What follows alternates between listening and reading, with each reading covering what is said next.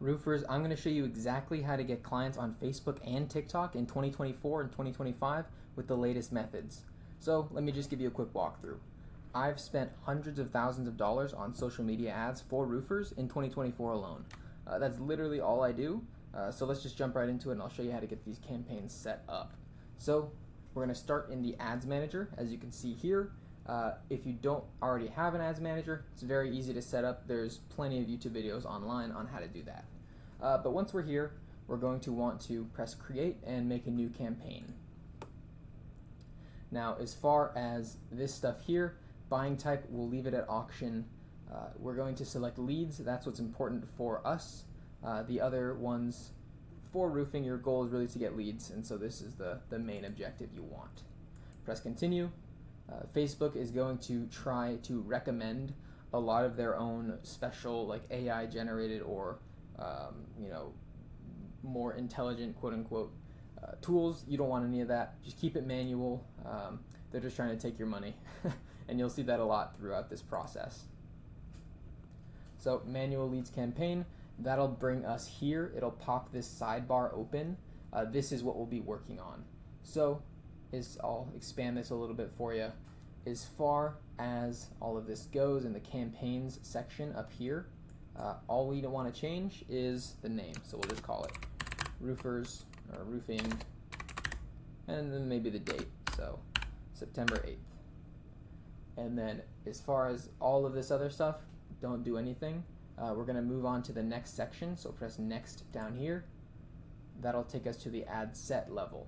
Now here, you're just going to, again, change the name, whatever you want. I'll just do the date, and then we'll move on. As far as conversions goes, in roofing, the two things that basically everyone uses and what works the best is going to be instant forms and website. Website's a bit more of an involved process, so if you want something out quick, instant forms is the way to go. If you want something with maybe a little bit more customization, more info, maybe lower volume but higher intent of the leads, then website's the way to go. For now, I'll show you instant forms as it's a lot easier to set up, and I'll have another video where I go over the website. Now, just double check you're on the right Facebook page. I'll have this blurred just because I don't want to show you our page. Now we'll move on to the next part, maximize number of leads. We don't change this stays the same. We also don't change cost per result goal or dynamic creative.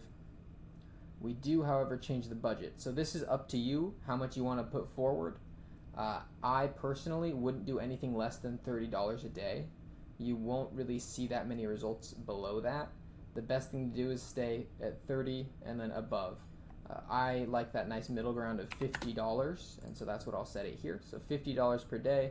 It'll spend an average of 50, so per day you might see like $53 or 47, things like that.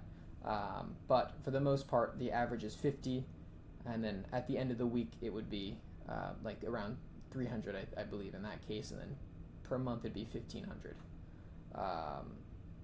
Anyway, so moving on from that, the start date, this is not important either. Budget and scheduling, not important at all. Really, we want to start working on audience controls, and that is kind of bundled in with the Advantage Plus audience down here.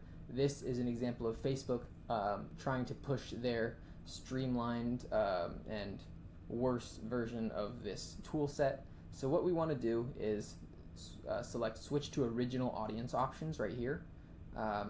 Use original audience, and then this will just give us a little bit more control on this the audience section. And so there's a few things here that we're going to be going over. First off, the location, age groups, genders, and then languages right here. So we'll start with locations. Now, this is very simple. It'll automatically place you in the US. You'll just go to whichever city you work from. In this case, as an example, I'll just do Denver.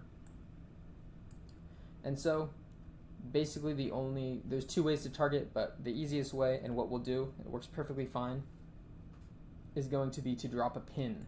So select this drop pin, and then kind of find where about your service area is. I'll just say right in the middle of Denver, right there. And then it pulls up a radius. So This radius you can expand or contract. The bigger the service area, the better. It means there's more people that can see the ads and more potential customers. So really, if you can drive out to a certain place, you're going to want to make this as big as you possibly can. Keep in mind that you won't often have to drive out to those very outskirts, but ideally, if a job does come from there, you can drive out there. So make sure to make this as big as possible. In this case, I'll just say maybe like 20 miles around, and this covers most of like the major city of Denver.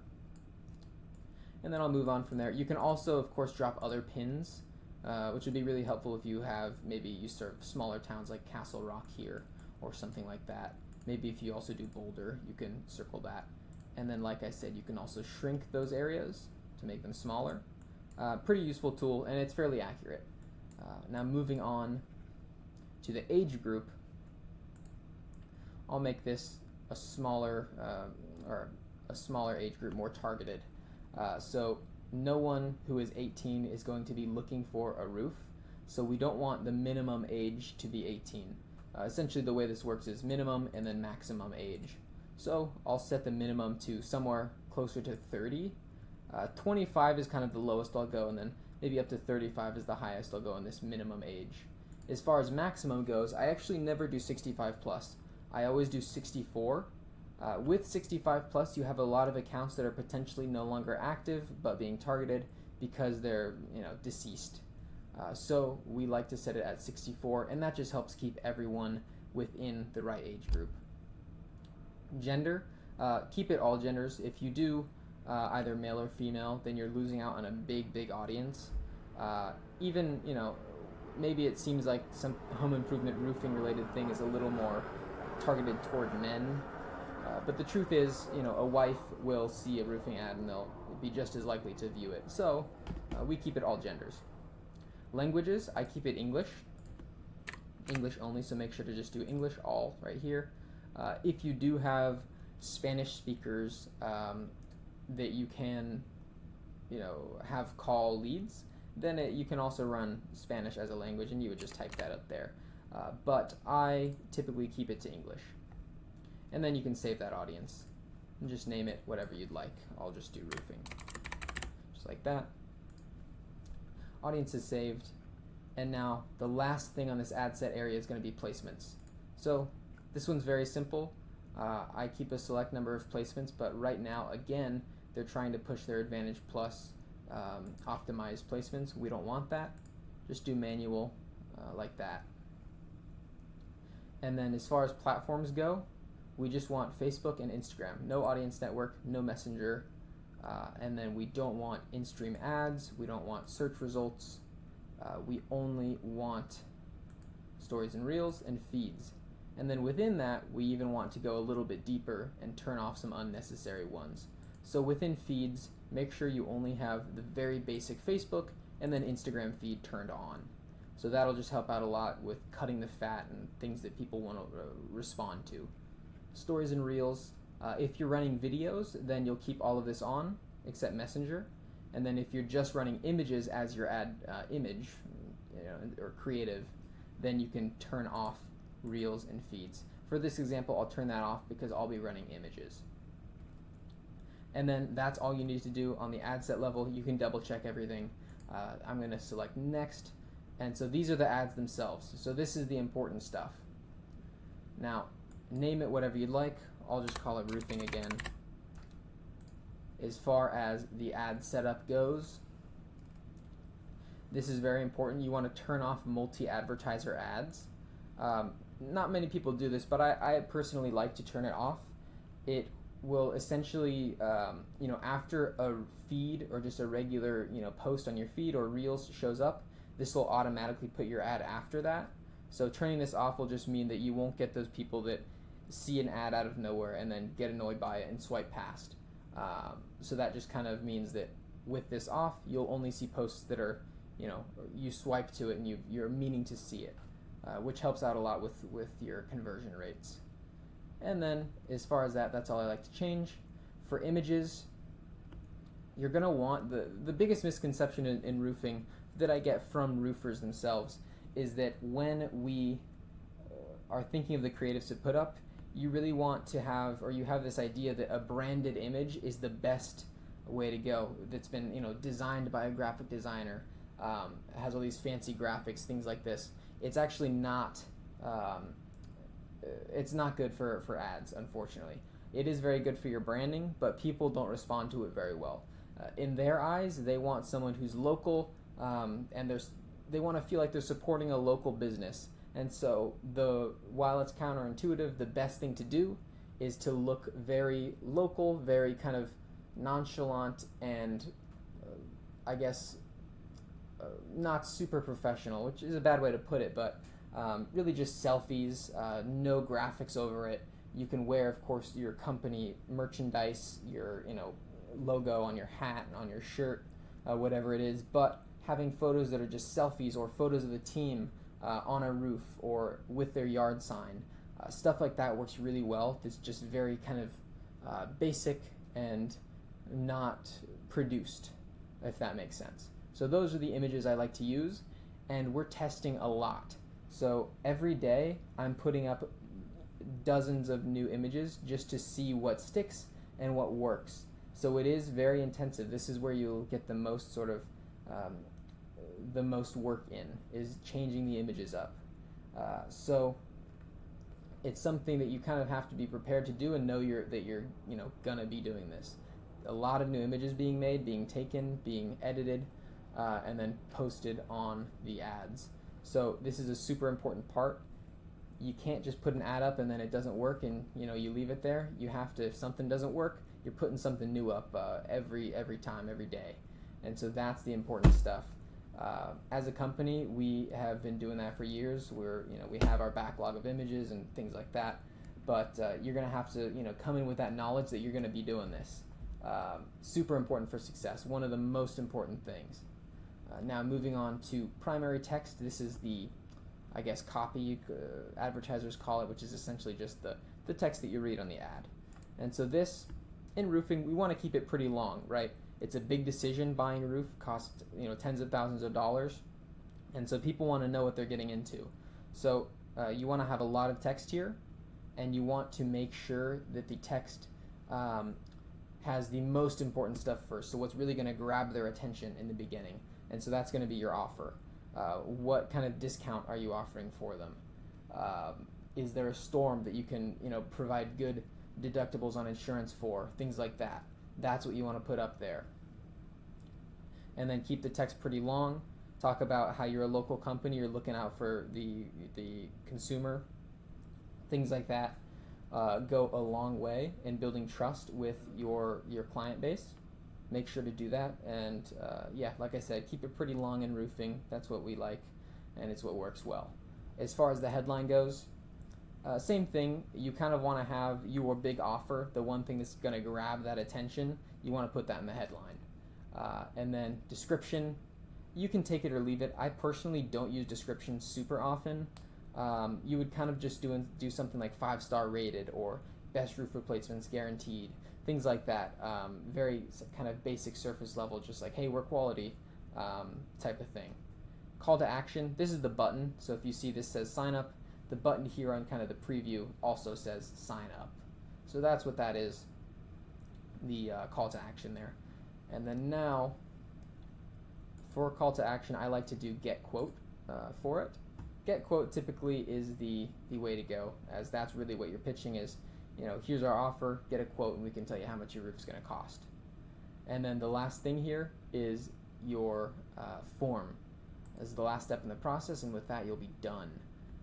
Go ahead and name the form right here. I'll just, again, roofing. You can put the date or however you want to organize it. I always like to have a greeting. So this is sort of just the introduction to the form.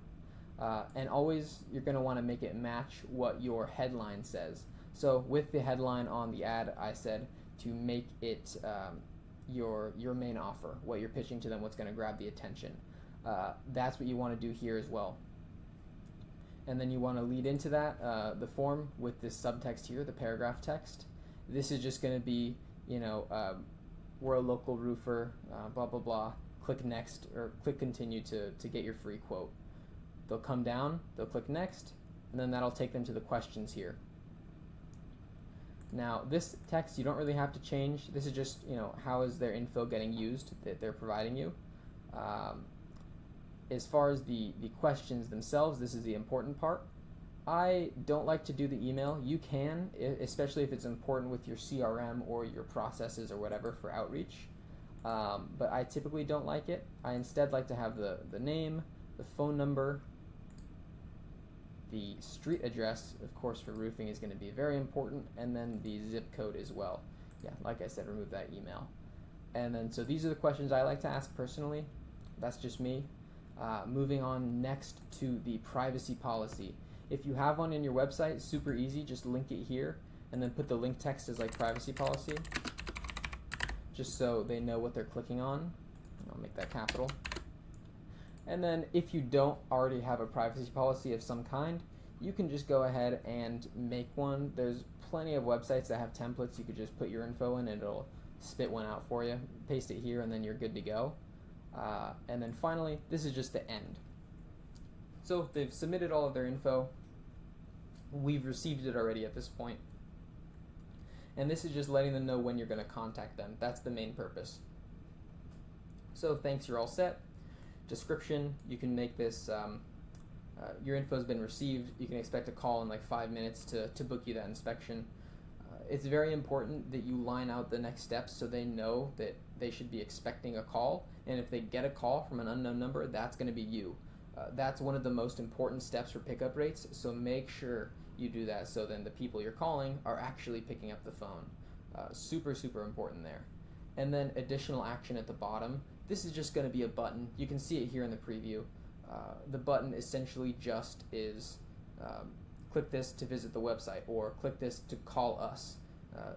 I prefer the call button because that way, if they really want to, if they are taking the initiative, they can just call us right away and then we can book them in for the inspection. So you just place your number right there for call business, and then the button would just say call now like this, and you can change that to whatever you'd like. And then press create form. I won't because I haven't fully finished this form, but in your case you'd be able to just create that form and then you'd be good to go. And with that, you've created your first ad. The only other thing to know is that this, what we just did here, is one ad. When I'm creating a campaign, I like to have at least 6 ads so I can test a bunch of different images like I was saying before. And the way you do that is just going to be this ad that you have currently. You can duplicate it. You can choose how many duplicates you want. I would do maybe like, again, since I like to have 6, I'll duplicate it 5 times. So now we have 6 total ads, and we can change the images for that, the primary text, whatever you'd like. Super simple, and then we already have that form created, and so it's all very easy.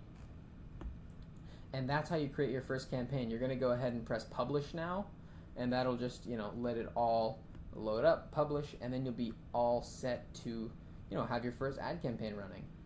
Very, very simple process. I hope it was helpful. Again, the main thing you have to realize, you're going to be testing a lot of new images. And so that's the biggest step, most important. Really every aspect needs to be tested, but images are the most important.